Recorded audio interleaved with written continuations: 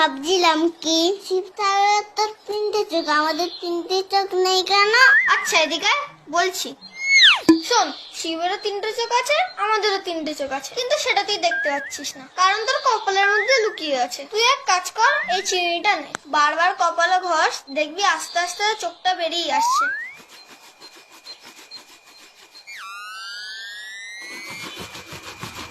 উফ, কি জ্বালা করছে, মনে হচ্ছে চোখটা দাগা আছে, দেখে আসি তো। এখনো দাগা যাচ্ছে না, মনে হয় আরো বসতে হবে।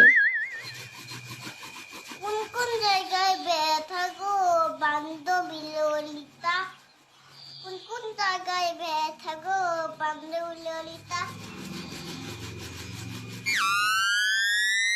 বাবান, এই বাবান, এ কি আঁকাবাদ দিয়ে কি করছিস এসব? ও মা, দেখো তো আমার কপালের চোখটা দেখা যাচ্ছে কিনা। কি অবস্থা করেছিস কপালটার? কেন এইসব বাদ জমা করেছিস বল? ওই তো রজতদা তো বললো চিরুনি দিয়ে কপালে ঘষলে শিবের মধ্যে একটা চোখ বেরোবে। না মামি, আমি কিন্তু কিচ্ছু বলিনি, তুমি বিশ্বাস করো।